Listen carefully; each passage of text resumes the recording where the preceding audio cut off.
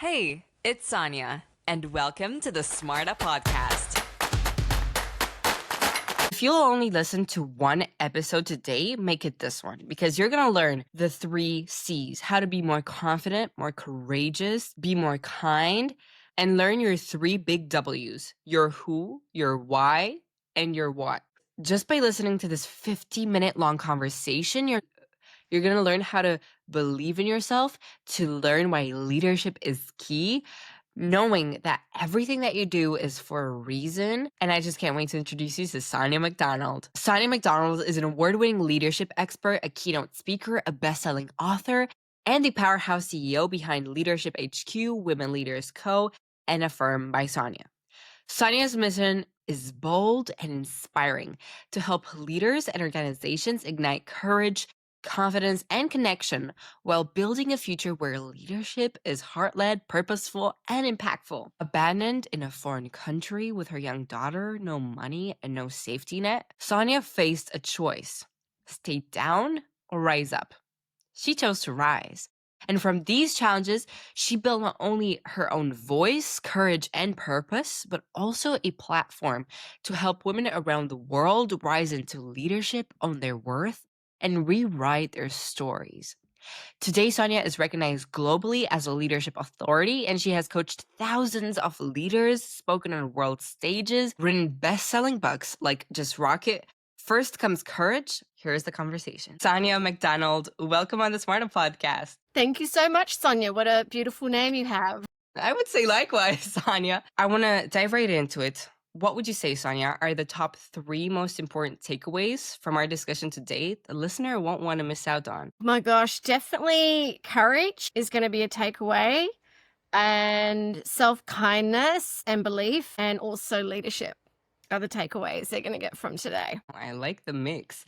And with those 3, I want to dive into your book, Just Rock It, published in 2017, which is all about breaking free from fear, self-doubt, and excuses to embrace confidence and resilience.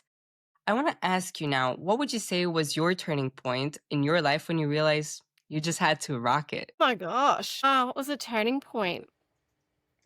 It's a great question. Look, I think Let me 'cause I know put you on you. the spotlight here and let you reflect a little.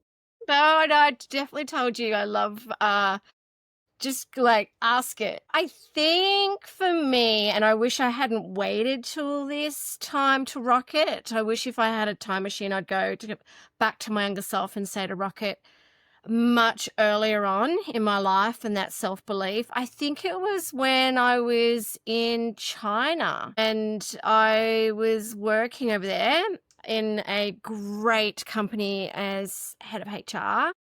And then my whole world, I called it a life quake. So I had a life quake, and my beautiful little 4-year-old at the time, my daughter Abby, she was really scared because I think she got a sense around what was going on. And I was very lost during that time. And I knew I had to move back to Australia to start all over again.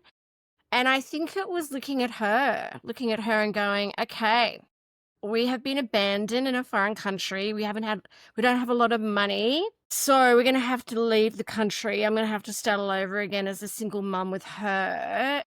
And I think it was looking at her and going, okay, I have to rock it for her. I think that was the turning point. Yeah. For other people listening to this right now that themselves went through some personal challenges or comebacks and had to learn how to step over the obstacles that came through their way, what would you say is a great mindset shift to just put you in the position to wake up every day and realize, why am I doing this and who am I doing this for? Yeah, that's a really interesting one. I suppose now, because I have studied and done a lot of work in the whole world of neuroscience and also around how the brain works and your thoughts have power, and also I'm a big one around manifestation. I personally think the universe at that time was throwing me in the deep end going, this is actually necessary for you to go through this. And I think that's really served me well to understand the power of when I wake up, where I'm putting my focus and how I'm priming myself to go, you know what, life is wonderful and joyful, but life is also challenging and really tough. And it's seeing the moments of courage in those times of challenges and adversity and going, what am I going to learn here? How's this going to build my courage muscle? And the times of joy going, the moments of joy and things that make you really happy, really embracing those as well. However, I'd have to say for those that whatever they're going through is to really know they do have the power within themselves to create the life they want through. I mean, that's why I love manifestation. Like, I journal a lot, I visualize a lot. I set up my brain before I go to bed, before I go to sleep. When I wake up, I set my reticular activating system. You know, I'm always doing a lot of conscious, like really thinking about metacognition, like thinking about my thinking and making sure that I'm staying true to myself and staying like on purpose around why I do what I do. And why I do what I do is that I want to build a world of great humans and great leaders. So when I focus on my purpose and my why, that really does help me create the life and the business of my dreams and my impact, because my impact is around building great humans and leaders. So it's around that focus, manifestation, and I think makes a huge difference. On your YouTube channel, for your speaker reels, you always say that you want everyone in the room to feel like it's all about them. What would you say is, when you're on stage, one of the top things that the audience loves about you? Oh my gosh, what do they love about me? I think because I think it, gosh, I have to ask them. I don't really know. I think the energy and the vibe I get afterwards when I get up on stage and which I love when I talk to people and connect with people, I think it's probably because I think it's the warmth and authenticity that they feel like they can connect with me. It's, if she can do it, I can do it. You know, it's kind of a talk, or when I speak at conferences and events, people in the room feel that I am speaking to just them, like I'm sitting having a conversation with them.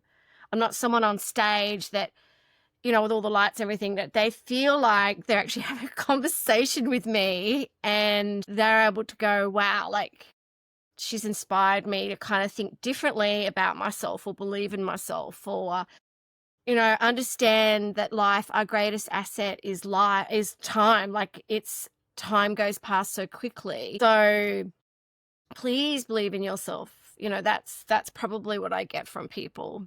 So what about you? I mean, what do people love about you? Tell me. I'd love to put the question back about you. Like, here you run this beautiful podcast. Like, what do you find that people love about you? I think one of the top things that goes first in, firsthand is my professionalism. So I just, before we started recording in the green room, you've talked to me that you've appreciated my detail in the flow of questions I sent you. And I think that's something that carries through every guest. But then also just the vibe and the energy of having an easy access back and forth with me. Yeah, because you make people feel really safe, which is wonderful. Great. At least I'm doing something good. In your social media, you talk about the why behind great leaders. And you say that in order to become a great one, you need to become the best version of yourself and ask yourself the 3 questions. Can you talk to me a little more about that and how the listener can go ahead tomorrow and implement these 3 in their life? I think for me, those questions really relate to, who do I want to be? Like, who do I want to be and what do I want to stand for? I think that's really important. And that's why values and character are fundamental. So, and when I talk about leadership, for me, leadership isn't a role or title. It's an attitude. It's a mindset. So it's like, who do I want to be, and what do I want to stand for? So what do I want to be known for? It's, because I think for leadership, it is about how do you have that ripple effect. And so will people remember, like, when you walk out of the room, or when you've, like, whether they've worked with you or interacted with you, that they kind of feel, okay, that was what that person's known for. And they've made me feel better or helped me feel more belief or confidence. You know what I mean? Like, they've had some sort of impact. And I think for me, the last question is, what legacy or impact do you want to leave on this earth? I mean, like, when you get to the 2 people I love the most are my 8-year-old self and my 8-year-old self. And I want my 8-year-old self to be super proud of who I am today. And I want my 80-year-old self to look back on her life and go, she was really cool. Like, she led a courageous life where she made a difference. And I think that's the impact. I think it's about like looking at your future me or your future you for everyone that's listening, but like looking at your future self and going, who do I want that person to be and look back on in terms of her life and her legacy? So This is the perfect moment, I think, to dive into the world of confidence, especially since you write about it as something that we can cultivate through daily actions, mm. not just something that we're born with. What, Sonia, are 2 to 3 practical exercises from Just Rock With It that anyone listening right now can use to boost their confidence? Okay. Was it 2 or 3 things that you wanted? 2 to 3, you can pick. Yeah, yeah.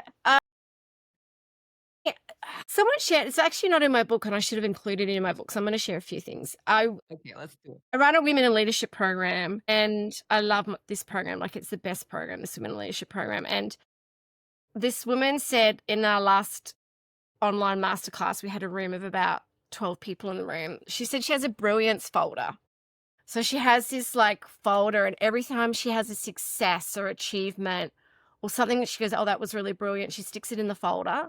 And then when she has those moments of doubt, she goes back and opens up the brilliance folder to go. So I think definitely, and I do mention it in the book around, owning your success. So I think a lot of people tend to really focus on their stuff ups, but not their wins or successes. So it's really looking back on your life, like, the times where I've had really challenging times, I've gone, hang on, I've got this.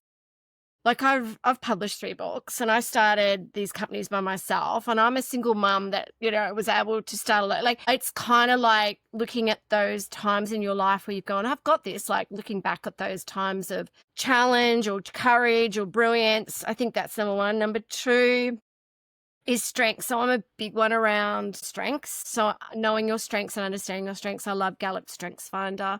So really, funnily enough, I've got the book here because I coach lots of people around it. So that's what it looks like. So when I coach people, I'm very much around their strengths, and people love that.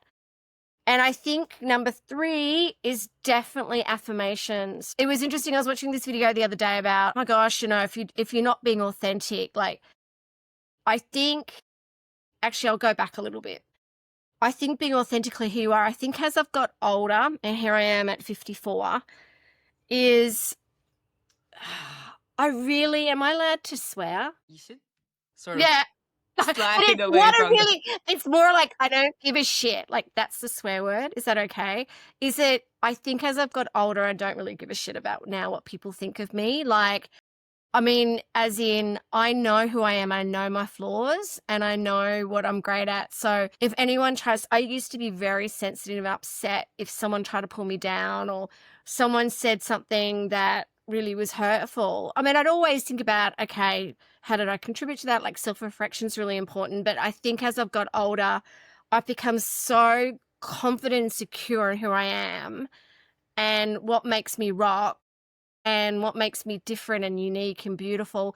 And also I have loads of imperfections and I know I'm not perfect, but those things I own. I wrote about it the other day. I wrote about the fact that I am super sensitive. I know I can be overprotective. I know I'm really passionate at what I do, and people tell me I'm a bit over the top. And I went, but I'm okay with that. I'm going to own that because that's who I am. But the thing is, by owning who I am and being really kind around who I am, and that's why affirmations really work. I'm a big one around affirmations because they do have power.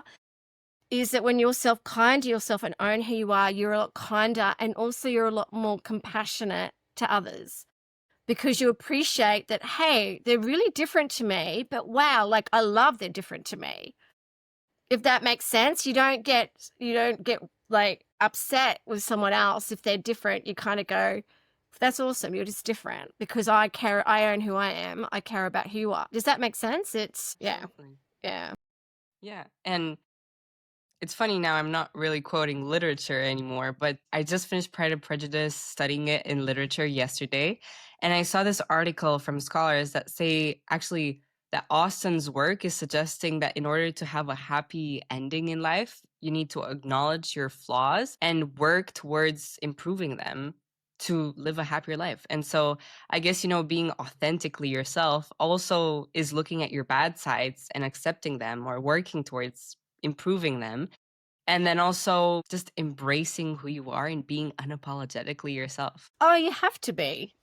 I mean, you have to be, because when you feel really safe and comfortable around who you are, it's like nothing can, it's kind of like you've got this beautiful kind of armor around you, because you're like, you can't break through it, because this armor is part of who I've become. Like, it's who I am, and I own that. And I'm always going to stay beautifully kind to everyone around me. But yeah, I'm going to be super accepting of myself. Move on to another one of your books, to In First Comes Courage, and ask you about the idea that you introduce as the courage compass, Yes. and how it's linked around kindness, impact, purpose, and resilience. Could you share what this means and how it can guide leaders, especially those that are just stepping into those leadership roles, to lead more authentically, to carry on with what we were talking about? Yeah, the courage compass, that was really interesting coming up with that model for the book, because I started to do a lot of research and also speak to lots of different people and getting lots of different data points around, what makes, where does courage come from? And there's so much around that. In terms of everything in life takes courage. Being on this podcast takes courage, right? Like, I didn't come in today going, oh my gosh, I'm like super confident and I'm going to nail it. I was like, oh, I'm a bit nervous, and I hope it goes really well for Sonia. And like, oh my gosh, putting myself out there and talking about this takes courage. Like, leadership takes courage. Anything in courage. Starting your business takes courage. Putting a hand up for a promotion takes courage. Asking someone on a date takes courage. Like, so many things in life take courage. And then I started to think, what are the elements of it, particularly around the courage compasses, around self, around how do I be courageous? And I think the core of it is self, like really getting to understand who you are, like we just talked about, being unapologetic, authentically you. So understanding your values, your triggers, your strengths, your beliefs. Again, those questions like who you want to be, what I want to stand for, and what legacy or like impact I want to make. So, but also kindness. So the reason why I brought up kindness in the courage compass, because I'm a big one around kindness, is that I think kindness and courage go into hand. I think you become a lot more courageous when you're kind to yourself and to others, because there's times where you are going to be really courageous and it isn't going to work out the way you thought. You might stuff up, you might fail, you might kind of, step over what you were hoping that would kind of step up in terms of your life. Like, it might not go to plan. But when you're kind to yourself and go, okay, what did I learn from that? And I'm only human. I'm going to get up again tomorrow and try again. So I think kindness, self-kindness is just fundamental.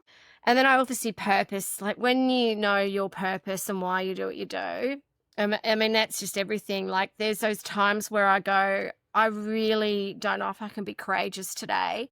And then I take a deep breath and I go, okay, why am I doing? What's my purpose? I want to build a world of great leaders and humans. That's my purpose. Okay, that's the courage I need. Like, I need to really tap into that. And a purpose, people find that really challenging. Like, why do I do what I do? But it doesn't matter. Even people don't realize, like, even their why will make a big impact. Like, it is. It's understanding why you do what you do is really important. And then I talk about resilience. And I just think learning resilience is like building those techniques and tips to be resilient. Mm-hmm. Like, those times where you're not feeling courageous, Mel Robbins' 5-second rule, counting down from 5, or kind of going, what happens if I don't do this? Like, if I don't do this, what does that actually mean? So when we build our resilience muscle and we look at our brilliance folder, or we go, hang on, if I step into this and put this into action, that creates confidence by actually moving forward. And last but not least, I mean, there's a lot more to the book and to the compass in the book, but impact is just, again, that whole legacy piece. Like, how am I going to make an impact to the world?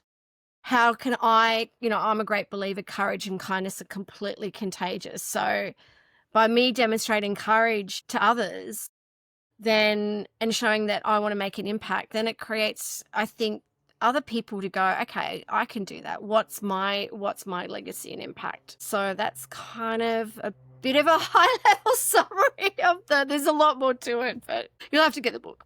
I'll have to send you the Absolutely. A yeah, speed yeah. run. Here's what's the what's in the book. You say that courage and kindness are contagious. I want to know, why do you think these two should come first, especially in the world how today leaders prioritize results over relationships? Yes, very interesting. Yeah, very interesting. You know what I'm seeing though, Sonia? I don't know about you. It'd be interesting because obviously you're a lot younger than me, and you're on the other side of the world. I'm funnily enough, like I've had Leadership HQ now for 18 years. I'm seeing a shift.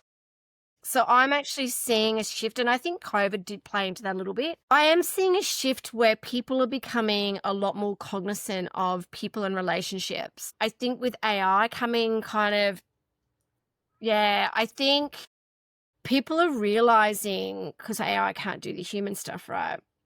So it's actually, how do we as leaders truly are connecting a lot more as humans and using our human skills and our human tools and capabilities and the things that we are beautiful, like what makes us beautiful as humans is connection, is kindness, is those moments of courage where, if something scares us and we go, yeah, we're going to go and do that. Like we're going to make a difference, or we're going to, whatever it is like that we want to do in our mind that scares us. And we go, we got to do it. Cause that's kind of like, if I don't do it now, when am I going to do it? I just think that the world is changing. I definitely think it is. I don't know. What are you seeing? It's true. It's completely true. I mean, now that, there's this controversial idea that everyone's going to lose their jobs, I think ultimately being human is more important than ever, and learning the human touch in the world, of AI, and where that only keeps getting more hyper connected, is absolutely vital. I actually adore the future generations. Like I get enhanced, that's why sometimes I get some people going, oh my gosh, the millennials and Gen Z. Yeah, like then I'm like, I don't know what planet you're on. And however, I see the courage and the kindness, like, and I'm not saying everybody, like there's always, it's just, and also I've got a young daughter who's 24 now, who is the most kindest, courageous person I know, is that I can see, and even in the leadership programs and coaching I run now that are for the future generations, I want to cultivate, because I'm like, I know I have to lead by example for them, because I know a lot of them are scared and they're losing a little bit of hope. However, they're the ones that are going to be the game changers. They're going to be the courage crusaders. Like they're going to be ones that, and I'm seeing them a lot more kinder and courageous, a lot more worldly around how can we have a voice more? How can we, if we're seeing something that's unjust, how can we put foot to the metal, like foot to the pavement, and start to like have a voice and protest or whatever it is. Like I kind of go, you guys rock, because you are going to change the world. You are going to save the world. And, that's why I'm so passionate about what I do today, because we need to be role models for you. So that's where kindness and courage are going to change the world, is through your generation. Let's talk about that, because I can't move forward when you've touched something so important. I think I want to shift this perspective onto you again, because actually the reason why, you're seeing the next generation be so courageous and kind, I think, is because of the adults, because that's, how we shape and grow, and our perspectives and how we learn to become kind is from the examples that we grow up with. So I think it's actually you that are actually learning the importance of being present with your children and just being kind with them. So you're doing a great job. Thank you very much.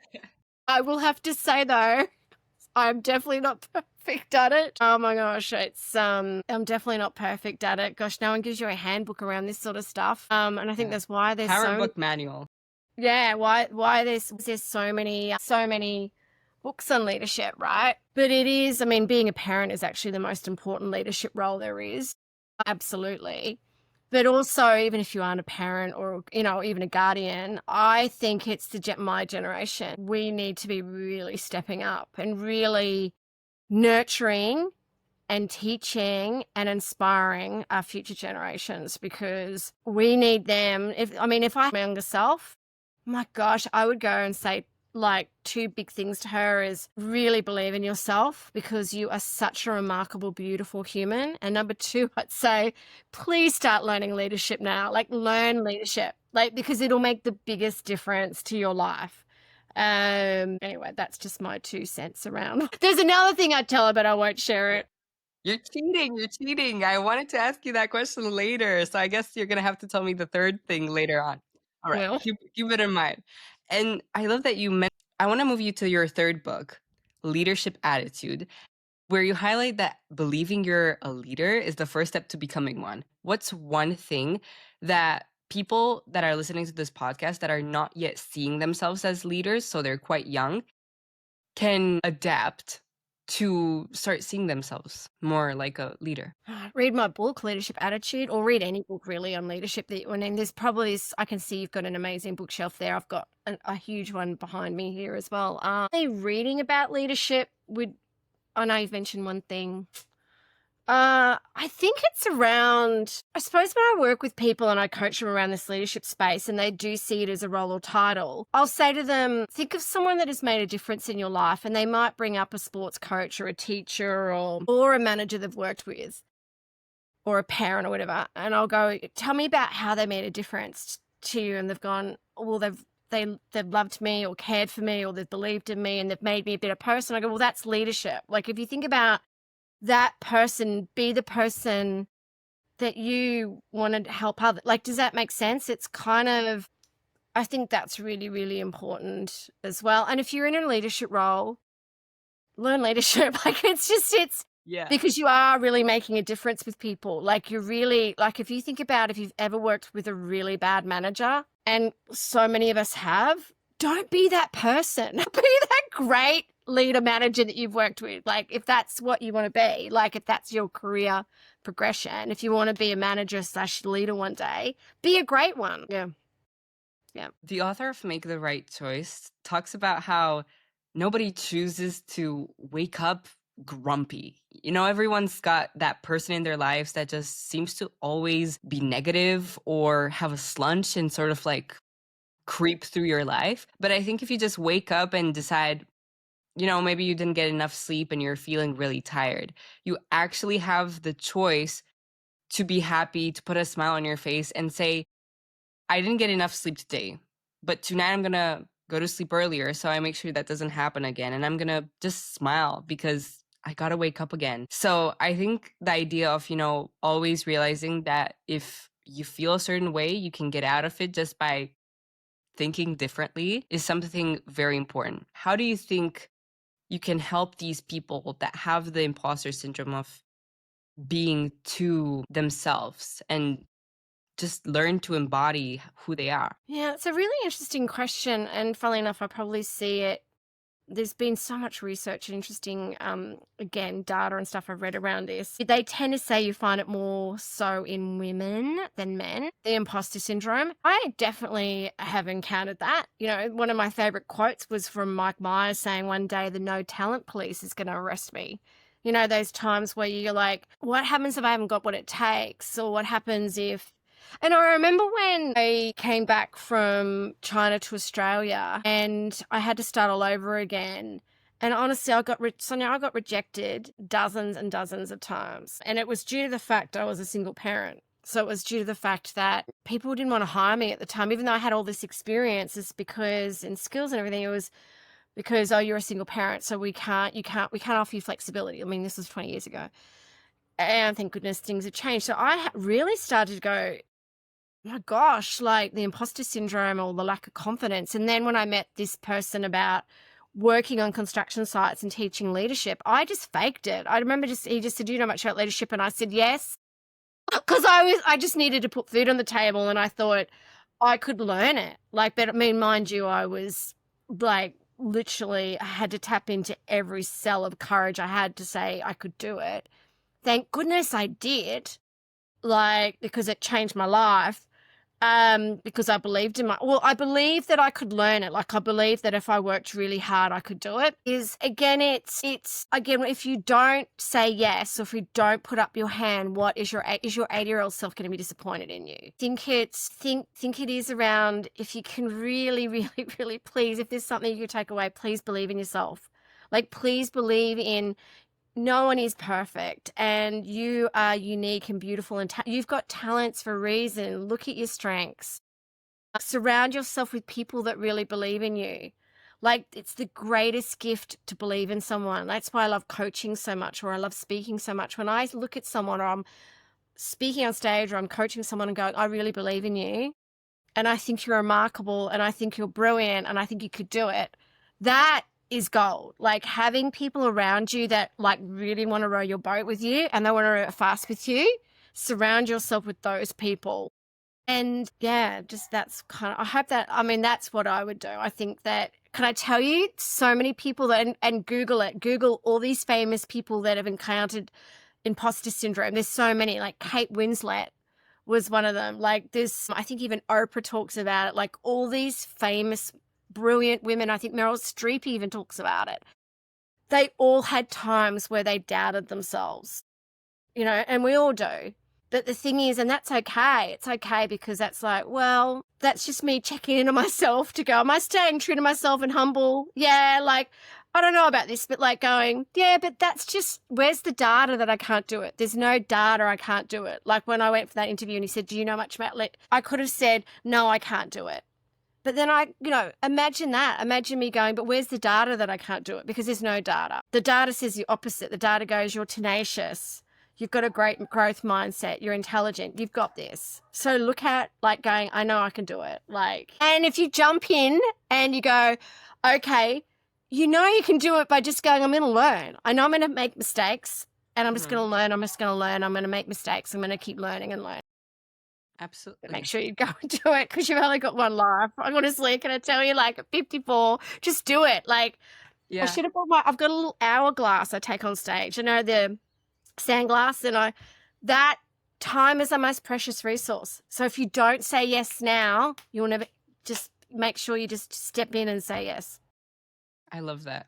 I truly love that, because since you talked to me about how important journaling is to you and manifestation, I started doing quarterly achievement trackers. So just keeping track of all the successes that came through.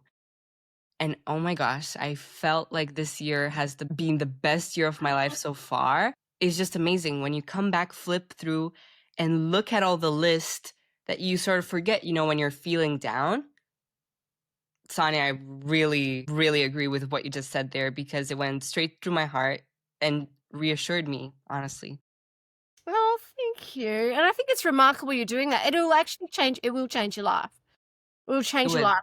Yeah. Achievement tracking, goal tracking, setting up really powerful habits around the space, like choosing your attitude, your mindset, your focus, like these things, like the amount of times I've manifested stuff and it's come true. And I've just Do it now. gone, where did that happen? Like, how did that happen? So make sure you do it. Make sure you do it. Sonia McDonald, I want to move you now into the traditions here on the Smarter podcast. I've got 3 questions for you. Excellent. And for the first one, I asked my last guest to leave a question for the next one. And so in this case, this is the question left over for you. Okay. What do you do to create the energy that you need? Any rituals or processes? Okay. I am a big one for supplements. I take lots of supplements, so that gives me lots of energy. But that's just due to the fact as well, I'm at an age where, and I wish I was taking care of my health a lot sooner. For me, it's definitely, I wake up super early. So I wake up some days as I'm better than others, but I need to get more habitual around that. And I walk my dog. So I've got a new puppy. That's changed my life. So waking up early and not getting on my phone. So I've not been getting on my phone. I get up. I do a bit of like stretching and jumping and things, like and then I take some supplements. I do some focus work for the day, and then I get my walking gear on and I go outside and walk my beautiful puppy, and that sets my day up. I want to add on to this, because you said you set your mind up for success the night before. Can you talk to me through how you make sure you have a routine that is literally success guaranteed at night? Oh my gosh, Sonia, that's such a great question, and I wish I had the perfect answer. And I'm not gonna have the perfect because it changes all the time. So sometimes it's affirmations. So if I've had a Mhm. challenging day, I'll give myself a lot of affirmations. If I've had a really good day, I reflect on what went really great for the day and what I want for myself tomorrow. And also around I do manifest like I'm going to win a great keynote this week. I know I'm going to win a new client this week. I know I'm going to do some great coaching work tomorrow, and I can't wait to work with my great clients. So it's kind of, I do a lot of gratitude work too. So I'm like, I'm really grateful for my health, and I'm really grateful for my beautiful home and my daughter and the joy, my painting. So I kind of do a lot of gratitude work, which I freaking love. That's how I do it. Rocking it. Yeah. Not And every night, not all nights. Some nights I'm like, oh well, my gosh, there I'm so has to be tired. that balance to just Yeah. realize how some nights you're really on top of your game. And with that, I want to say to the listener, to the person listening right now, that if they go on soniamcdonald.com, there's a quiz that they can take for free to stay on top of their game. And with that, I want to lead you in to the second question on the Smarter Podcast Traditions, which is all about stepping back in the past, which you already talked to me about your top two things if you could talk to your younger self, believing in yourself and learning leadership earlier. But you said there was one which you didn't talk to me about. So, Sonia, if you could go back to your 17-year-old self again and talk to her one more time, knowing what you know now, what's one piece of advice that would carry you through present day? That knowing that everything that is going to happen to you is for a reason. Knowing that all the setbacks, all the rejections, all the heartbreak is going to happen for you, and it's going to make you so much stronger. And also, I don't know, I think it's just to really trust yourself a lot more, trust your intuition a lot more, I think that would be really important. Just to trust your intuition a lot more. Yeah. Third question. You've Yes. mentioned my library before. You've said you also have a big bookshelf behind you. It's all about the world of literature. Sonia, what would you say are the top two books that completely changed your perspective through which you view life? Okay, there are You've got three this. books. You're preparing already. No, I just need to pronounce her last name. Mm-hmm. So this is a leadership book. I really love Legacy by James Kerr. I thought that was an excellent book, and my clients love that book as well. The one that I keep listening to all the time, and she's got a few books. Her name is Adil Ahmed, Idilahemd. She's got Manifest Now, that I've listened to twice in a glimpse, and I thought that was a phenomenal book. So they're the books that have changed my life. I want to put you up for a challenge. What do you say? Yeah, I love challenges. All right. So I've got a 60-second challenge for you. And I want you to pitch Just Rock It to the person listening right now in 60 seconds as to why, whether they're a leader or whether they're just stepping into their early professional career, they should go and get their hands on this book. Timer starts now. Let's start now. Okay, Just Rock It. Okay, so Just Rock It is a book that I would absolutely give to my younger self.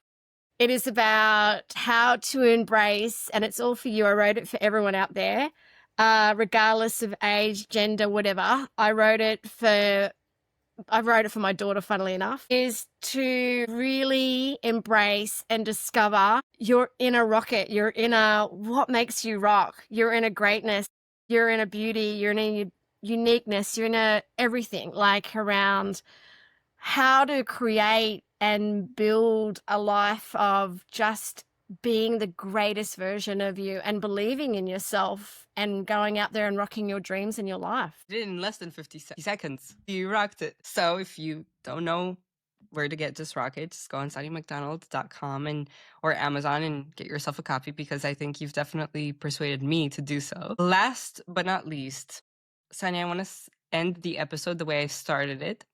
So if you can talk directly with the person listening right now, If you can talk to them directly, what would be one piece of advice you would give them as an end message? Just really do what brings you joy. I think we spend so much time in our lives, I don't know, trying to be really successful or trying to, get the promotions or get the pay rise. Like, I get it, the big house, the big car, the Louis Vuitton or whatever, and all that sort of stuff. And I totally get it. I understand. But at the end of the day, like, do what brings you joy and and if I had my time again, what I would love to say to anyone listening is just be silly.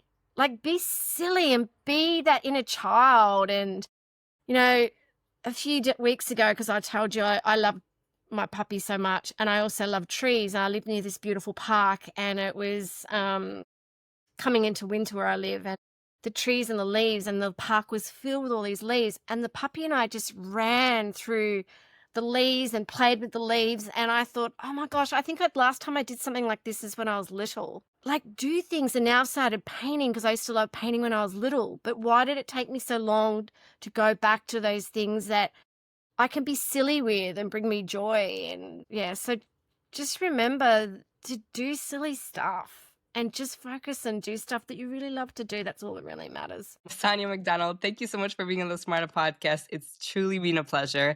And thank you for stepping me into more confidence and telling me to just go ahead and rock it. My pleasure. You better tell me and make sure you keep in touch with me to tell me how you're rocking it as well.